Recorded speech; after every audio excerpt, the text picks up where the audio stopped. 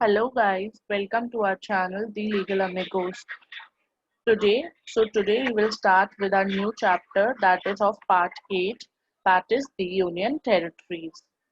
Article 239 to 242 deals with it. 239 Administration of Union Territories. इसमें ये बताया गया है कि जो प्रेसिडेंट है वो एक एडमिनिस्ट्रेटर को अपॉइंट कर सकते हैं यूनियन टेरिटरी के लिए जिसे वो जो है सारे यूनियन टेरिटरी के जितने भी फंक्शन है उसको डील कर सके और उसको हैंडल कर सके। और अगर प्रेसिडेंट सेकंड पॉइंट में ये बताया गया अगर प्रेसिडेंट चाहे तो वो जो गवर्नर ऑफ स्टेट है उसको भी एडमिनिस्ट्रेटर बना सकते हैं जो यूनियन टेरिटरी के लिए वर्क करे। आर्टिकल 239 ए जिसमें क्रिएशन ऑफ लोकल लेजिस्लेचर और काउंसिल ऑफ मिनिस्टर्स की बात करी गई है। जो पार्लियामेंट है वो यूनियन टेरिटरी को क्रिएट करने के लिए, जैसे पौंडीचेरी की यूनियन टेरिटरी है उसको क्रिएट करने के लिए या तो वो पार्टली नॉमिनेटेड बॉडी को या तो वो पार्टली इलेक्टेड बॉडी को फंक्शन करने के लिए दे सकता है लेजिस्लेचर को, या तो वो काउंसिल ऑफ मिनिस्टर्स को अपॉइंट कर सकता है जो कॉन्स्टिट्यूशन पावर एंड फंक्शन जो है उस सब देखे।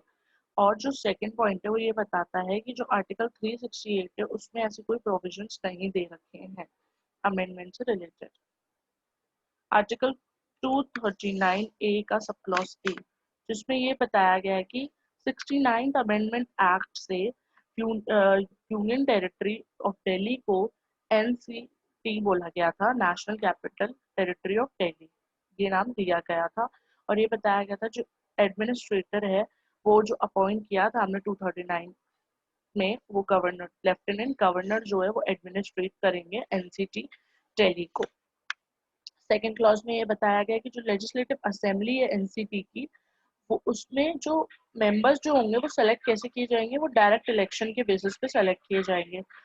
बी सब क्लॉज में बताया गया कि जो total number of seats legislative assembly की उसमें से कुछ नंबर जो है वो शेड्यूल कास्ट के लिए रिजर्व रहेगा। सी क्लॉज में ये बताया गया कि 324 से लेकर 327 और 329 जो है वो इलेक्शन की बात करता है जिसे हम आगे चल के पढ़ेंगे।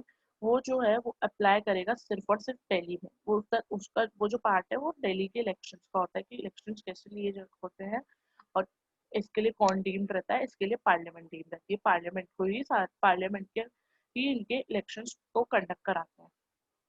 थर्ड क्लाउज में ये बताया गया कि जो लेजिस्लेटिव असेंबली है उनके पास पावर होती है लॉज बनाने के लिए। क्या कहते हैं, लेजिस्लेटिव असेंबली के पास भी पावर्स होती है और पार्लियामेंट के पास भी पावर होती है लॉ बनाने के लिए एनसीटी के लिए। बट जो एंट्री नंबर 1, 2 और 18 है स्टेट लिस्ट का जो बात करता है पब्लिक ऑर्डर पुलिस और लैंड के बारे में, उसके लिए इनके पास पावर्स नहीं होती है।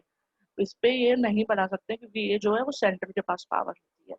एंट्री नंबर 64, 65 और 66 जो है वो ऑफेंसेस, जो जुरिस्डिक्शन और फाइन्स के बारे में बात करता है। बट इसका ये मतलब नहीं है कि जो पार्लियामेंट है उसके पास किसी भी चीज के लिए पावर नहीं। बट इसका ये मतलब नहीं है कि पार्लियामेंट के पास पावर नहीं होती है लॉ बनाने के लिए। पार्लियामेंट के पास पावर होती है लॉ बनाने के लिए, और उनकी पावर कहीं पे भी रिस्ट्रिक्ट नहीं करती है।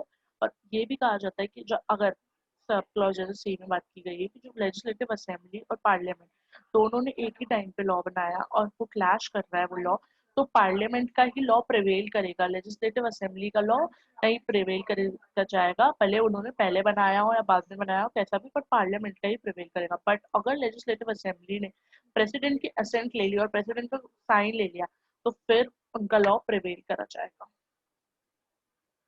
239 ए का सब क्लॉज बी जो है उसमें provisions in case of failure of constitutional machinery इसकी बात की गई है। इसमें ये बताया गया है कि अगर कॉन्स्टिट्यूशनल मशीनरी का फेलियर हो गया, हाँ, तो प्रेसिडेंट जो है लेफ्टिनेंट की रिपोर्ट मांग सकते हैं। और अदरवाइज वो सेटिस्फाइड नहीं भी है तो वो जो है क्या कहते हैं एक एडमिनिस्ट्रेटर, जो दिल्ली का एडमिनिस्ट्रेटर था एनसीटी का, उसके लिए वो क्या कहते हैं प्रॉपर एडमिनिस्ट्रेटर बना सकते हैं। और या तो वो किसी भी ऑर्डर को सस्पेंड कर सकते हैं, जिससे कोई भी ऑर्डर को या कोई भी प्रोविजन को सस्पेंड कर सकते हैं जो 239 ए सब क्लॉज ए में बात करी गई है।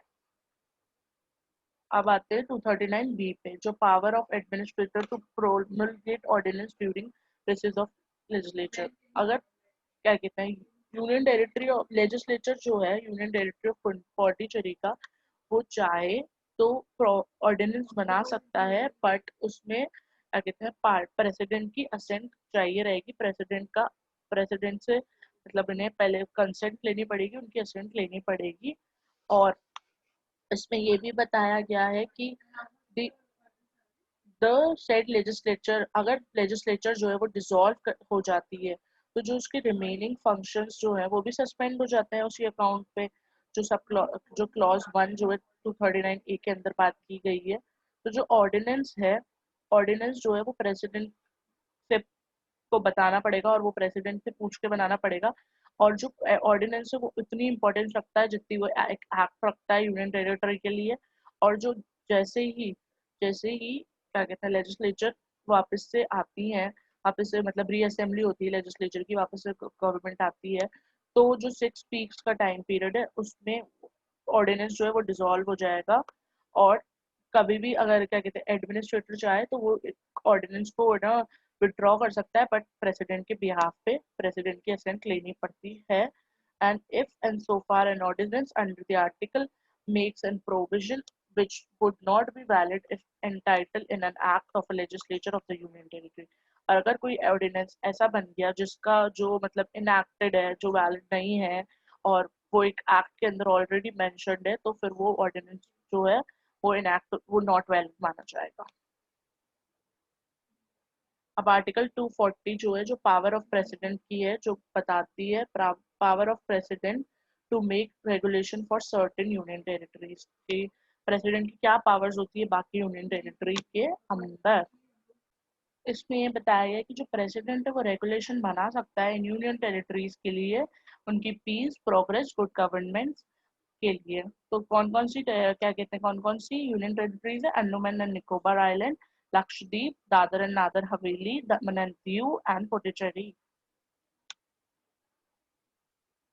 नाउ अब लास्ट आर्टिकल है जो है 241, जिसमें high court for union territory. इसमें यह बताया गया कि जो पार्लियामेंट है वो यूनियन टेरिटरी बना सकता है, सॉरी सॉरी सॉरी सॉरी जो पार्लियामेंट है वो हाई कोर्ट बना सकता है किसी भी यूनियन टेरिटरी के लिए, और डिक्लेयर कर सकता है कि any court in such union territory to be high court. और ये बता सकता है कि जो भी कोर्ट इस यूनियन टेरिटरी में है उसे हाई कोर्ट माना जाएगा।